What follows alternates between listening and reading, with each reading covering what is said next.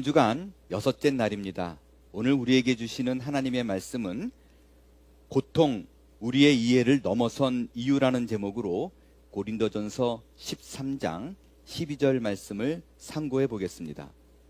제가 13장 12절을 읽겠습니다. 우리가 지금은 거울로 보는 것 같이 희미하나 그때에는 얼굴과 얼굴을 대하여 볼 것이요 지금은 내가 부분적으로 아나 그때에는 주께서 나를 아신 것 같이 내가 온전히 알리라. 아멘. 지난 12일 오전에 뉴욕 브루클린의 한 지하철에서 한 흑인 남성이 지하철 안에서 연막탄을 터뜨리고 승객들에게 무차별로 총기를 난사한 사건이 발생했습니다. 다행히 사망자는 아무도 나오지 않았지만 이로 인해 승객 29명이 크고 작은 부상을 입었습니다. 여러분, 이것은 분명히 악입니다. 이런 모습을 두고 무신론자들은 하나님의 존재를 부정합니다. 만일 하나님이 계시다면 이런 악은 벌어져서도 안 되고, 만일 벌어지더라도 그 하나님이 이 일과 상관없는 사람들이 총격을 입는 일은 막았어야 한다는 것입니다. 그럼에도 불구하고 이런 일이 벌어지고 무고한 시민이 다치는 것은 하나님이 안 계시기 때문에 벌어지는 일이라고 얘기합니다. 여러분의 생각은 어떻습니까? 우리는 이번 고난주간에 고통에 대한 주제로 말씀을 상고하고 있습니다. 계속해서 나누는 모든 이야기는 사실 한 가지로 모아집니다. 이 땅에 존재하는 고통은 왜 있는가라는 부분입니다. 하나님이 사랑이라는 사실과 그 사랑의 대상인 인간이 고통을 받는 이 두 명제의 대립은 쉽게 이해할 수 있거나 용납할 수 있는 부분이 아니기 때문에 그렇습니다. 이 부분은 제가 셋째 날 하나님의 사랑과 고통에 대한 이해라는 제목으로 가볍게 말씀을 드렸습니다. 그날 드린 말씀은 비행기 안에서 울고 있는 아기의 예를 들면서 그 아이에게는 어떤 설명을 해도 이해할 수 없는 부분이다 라고 말씀을 드렸습니다. 오늘은 그 주제를 조금 더 이어가겠습니다. 어차피 우리가 하나님이 왜 사랑하는 자에게 고통을 허락하시냐라는 주제는 명확하고 정확한, 우리에게 만족스러운 답은 찾을 수 없습니다. 하지만 그렇다고 해서 우리가 추론할 수 있는 부분을 덮어둘 필요까지는 없기에 몇 가지 예를 통해서 하나님께서 이 땅에 고통을 허락하신 이유를 생각해 보겠습니다. 오늘 설교는 빈스 비테일의 하나님, 그분을 의지할 만한 충분한 이유라는 글에서 도움을 받았음을 미리 말씀을 드립니다. 먼저 자유에 대한 부분입니다. 여러분, 이 땅에서 벌어지는 많은 악행 중에 적지 않은 부분이 개인에게 주어진 자유로 인함입니다. 여러분, 자유는 하나님께서 인간에게 허락하신 대표적인 사랑의 표시입니다. 사회학적으로 분명한 것은 한 나라에서 국민들에게 자유를 억압하거나 확실하게 체벌하는 나라는 확실히 범죄율이 떨어집니다. 그 대표적인 예가 싱가포르입니다. 일부 사람들은 싱가포르를 잘 사는 북한이라고 얘기합니다. 경제적으로는 민주주의를 표방하고 있지만 정치적으로는 아주 강한 독재주의이기 때문에 그렇습니다. 싱가포르의 전 총리가 일당 독재를 수십 년간 유지했을 뿐만 아니라 그의 아들 리센융 총리가 세습 받았습니다. 그래서 실권을 잡고 이어가고 있어요. 성공한 독재 국가입니다. 이 싱가포르에서는요, 경범죄에 대한 잣대가 아주 엄격합니다. 예를 들어서 식당에서 입을 닫고 휴지를 테이블 위에 그대로 두고 일어서는 것, 껌을 씹는 것, 이런 것조차도 경범죄 처벌 대상으로 벌금이 세거나 아니면 태형에 처합니다. 껌을 씹는 것 갖고도요, 벌금이 660불 정도입니다. 미화로. 이러면 확실하게 범죄가 줍니다. 여러분, 하나님이 온 인류에게 이것과 똑같이 어렵지는 않더라도 이와 비슷한 방법으로 이런 식으로 대하면 세상에 있는 범죄는 줄 겁니다. 그러면 인간들의 불만이 없어질까요? 우리의 바람은 고통이 없는 세상입니다. 그래서 고통이 없으면 인류가 더 멋진 세상으로 변화하게 될 것이라고 생각합니다. 그럼 이번에는 왜 그 선하신 하나님이 우리에게 그 어려운 고통을 내렸는지 어느 정도 이해가 될 만한 사고 실험을 여러분과 지금 해보겠습니다. 지금 여러분의 머릿속에 여러분이 지금까지 살아오면서 가장 존경하는 한 인물을 머리에 떠올려 주십시오. 그것이 개인적으로 오랫동안 알고 있던 친분관계이어도 상관없고요. 역사적인 인물이어도 좋습니다. 머릿속에 지금 한 분을 떠올려 보세요. 그리고는 그분의 인격, 품성, 기질, 재능, 그 사람의 도덕 기준, 삶의 원칙을 한번 생각해 보세요. 그 다음에 지금 여러분이 떠올린 그 모든 부분에서 그의 삶 가운데 여러분이 알고 있는 고통에 대한 부분을 조금씩 하나씩 빼보겠습니다. 예를 들어서 이런 거예요. 그 사람이 받았던 가정에 의한 고통, 사람들과의 관계 속에서 있었던 고통, 본인의 의지와 아무 상관없이 놓여진 상황을 혼자 싸우며 이겨내야만 했던 고통, 그 어떤 것도 좋습니다. 여러분이 알고 있는 그 사람에 대한 지식선에서 그가 겪은 고통을 한번 쫙 하고 빼보십시오. 어떤 일이 벌어지나요? 아마도 내가 그토록 존경하고 바라고 그리던 그 위대한 모습과는 분명히 거리가 생길 것입니다. 그런 고통을 전혀 겪지 않은 사람과 지금의 여러분이 존경하는 그 사람은 결코 같은 사람일 리가 없습니다. 만약에 이 땅에 고통이 존재하지 않는다면 바로 이런 일이 벌어질 거예요. 역사적으로 위대한 인물은 없습니다. 아마도 한 사람도 없다고 말을 해도 과언이 아닐 것입니다. 위대한 용서와 화해의 순간도 없어지고 정의 수호를 위해서 외쳤던 기백도 다 없어집니다. 자, 그럼 이제는 지금 우리가 누군가로부터 받는 사랑을 한번 생각해 보겠습니다. 우리는 누군가로부터 힘에 의해서 상처를 받고 말로도 상처를 받습니다. 그래서 하나님께서 그건 악이다고 생각해서 상처를 주는 모든 말들을 싹 없앴습니다. 못하게 만들었습니다. 그러면 이제 어떤 일이 벌어질까요? 이제 여러분에게 다가와서 여러분이 어려운 시기를 지내고 있을 때 던지는 그 사랑의 위로나 눈물은 더 이상 믿을 수가 없습니다. 그냥 이 세상은 좋은 말만 하게 되어 있는 세상으로 바뀌어 있기 때문에 그렇습니다. 그러니까 이 사람이 하는 말이 진심인지를 확인이 안 되는 거예요. 지금 단순하게 몇 가지만을 살펴봤는데 요 몇 가지 예를 든 그런 사례를 통해서요, 여러분이 그토록 사모하고 그리는 세상이 맞는가요? 그게 좋은 세상이라고 생각하시나요? 혹자는 하나님께서 이 힘들고 고통스러운 세상에 인간을 태어나게 하신 것, 우리를 태어나게 하신 것은 하나님이 우리를 사랑하는 것이 아니다.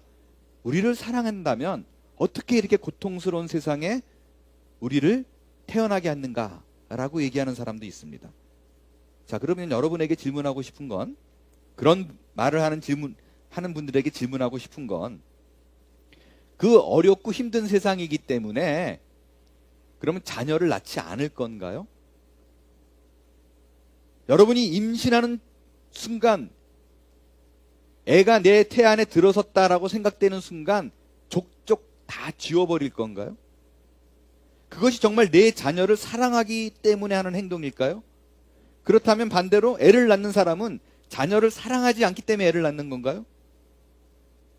여러분이 생각하는 좋은 세상은 결코 지금보다 더 좋은 세상이 아닐 확률이 더 많다는 생각을 혹시 해보신 일이 있으신가요?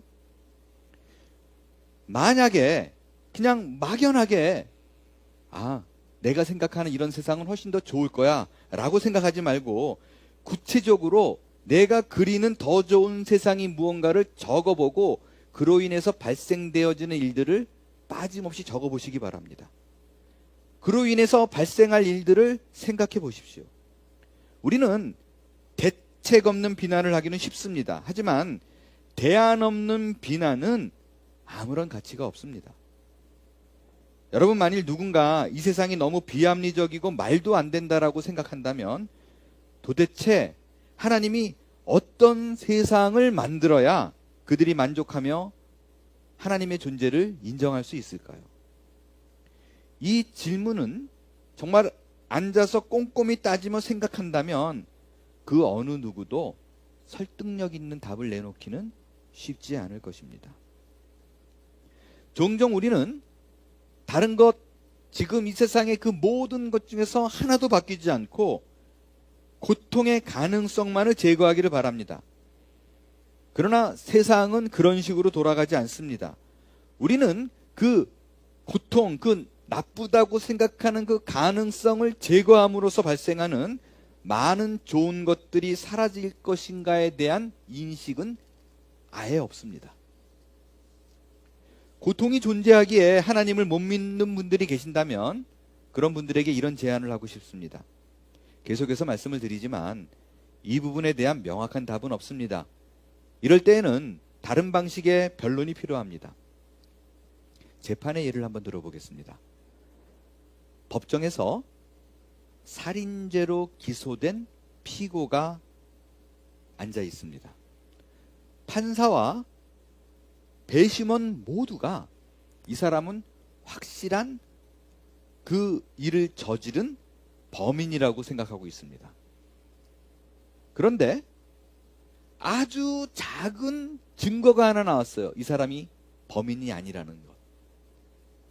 그래서 무죄일 것이다라고 생각되어지는 증거가 나왔는데 그 증거는 뭐냐면 누군가 그 살인사건이 일어난 그 시각에 다른 곳에서 봤다라고 얘기합니다. 그런데 그것 하나로 이 사람의 무죄를 증명하기는 쉽지 않습니다. 왜냐하면 그것을 증거한 사람이 일단 시력이 안 좋아요. 그래서 잘못 봤을 수 있다라는 생각을 합니다. 그런데 내가 이 사람을 딴 데서 봤어라고 말하는 증인이 10명이라면 어떤 일이 벌어질까요? 예를 들어서 그 시각에 나는 피고와 어느 장소에서 얘기를 나눴어. 나는 그 시각에 내가 택시 드라이버인데 그 사람을 손님으로 태웠어요. 혹은 편의점에서 그 사람이 무언가 사는 거를 내가 본 적이 있습니다. 이런 사람이 10명이에요. 한 사람 한 사람은 굉장히 작은 증거이지만 이런 사람이 10명입니다. 그렇다면 그 범인이라고 지목했던 사람이 유죄에서 무죄로 갈 수 있는 확률이 더 커질 것입니다. 그런데 이렇게 말하는 사람이 10명이 아니라 100명이라면, 아니 1000명이라면 어떻게 될까요? 그럼 이 사람이 범인이 아닐 확률이 거의 100%에 가까울 것입니다. 여러분, 고통의 문제가 그렇습니다. 단순한 논리로 생각하면 고통은 분명한 악입니다.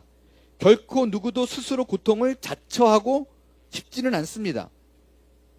그렇기 때문에 고통은 분명한 악이요 불필요한 것이라고 여기고 이런 고통이 있다는 것은 하나님이 없는 증거라고 얘기합니다. 그런데 문제가 있습니다. 이 고통으로 인해서 하나님을 만났다는 사람이 너무나 많다는 것입니다. 누가 뭐래도 참남한 고통을 겪은 사람이, 그 누구도 겪고 싶지 않은 고통을 맞이한 사람들이 오히려 세상에서 가장 중요한 무언가를 찾았다고 말하고 그 고통으로 인해서 오히려 참 자유를 얻었다라고 얘기합니다.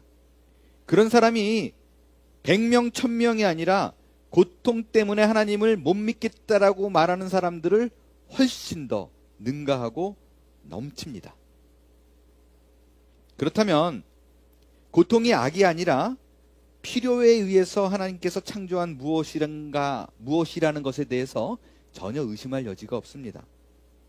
이 모든 얘기를 종합해서 모았을 때 그 고통이라는 것이 하나님의 존재와 선하심을 부정하는 것이 아니라 오히려 결정적으로 그리고 압도적으로 하나님의 존재를 인정하는 증거라고 말할 수 있을 것입니다.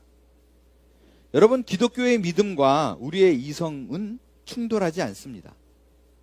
우리의 가진 지적인 논증이 하나님께 가지 못하도록 막고 있다면 그것은 어쩌면 우리가 깊이 생각하지 않은 단순 논리 때문일 것이고 가장 높은 수준의 지적 논증을 다룬 경험이 없기 때문일 것입니다. 더욱이 우리가 생각해야 될 사실이 있습니다. 우리 인간에게 고통은 정말 피하고 싶은 일입니다. 그런데 하나님도 그랬습니다. 인간의 몸을 입으신 하나님이신 예수님 역시 고통이 두려웠습니다. 무서웠습니다. 대면하고 싶지 않았습니다. 그래서 십자가를 지시기 전에 울면서 아버지께서는 모든 것이 가능하오니 이 잔을 내게서 옮겨주시옵소서라고 기도했습니다. 하나님은 고통을 창조하실 그때부터 그 순간에 이미 이 날이 올 것을 알았습니다.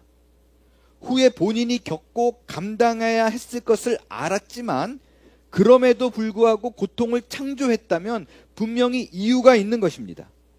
그 십자가가 하나님께서 그것이 우리의 죄를 사할 수 있는 유일한 길이라고 말씀하셨다면 이유가 있는 것입니다. 그 이유는 우리는 명확히 알 수 없습니다. 설명해도 이해할 수 없습니다. 하지만 고통을 창조하신 하나님이신 예수님이 그 모진 고통을 감수하면서까지도 하셔야 했던 일이라면 그것은 분명히 우리 인간들을 위한 것이라고 생각하는 것에는 조금도 의심의 여지가 없습니다. 현재의 고통 속에 아파하고 있는 교우님이 계시다면 이 고통 역시 내게 필요한 부분임을 알고 견디고 버티며 이겨낼 수 있게 되기를 바랍니다. 지금 당장은 이해할 수 없더라도 우리 앞에 이 고통을 두신 이유를 알게 해주시고 어느 날 우리를 안아주시고 위로할 날이 분명히 반드시 오게 될 줄로 믿습니다. 이 믿음이 바로 오늘 본문의 사도 바울이 말한 우리가 지금은 거울로 보는 것 같이 희미하나 그때에는 얼굴과 얼굴을 대하여 볼 것이요 지금은 내가 부분적으로 아나 그때에는 주께서 나를 아신 것 같이 내가 온전히 알리라 라는 고백으로 내면 깊숙이 우리 안에 그 믿음과 사랑과 그 고백이 자리하게 될 줄로 믿습니다. 기도하겠습니다. 하나님, 고통을 우리에게 허락하신 하나님, 더 이상 고통이 우리 인생의 걸림돌이 아니라 하나님을 찬양하는 이유가 되게 하여 주시옵소서. 예수님의 이름으로 기도합니다. 아멘.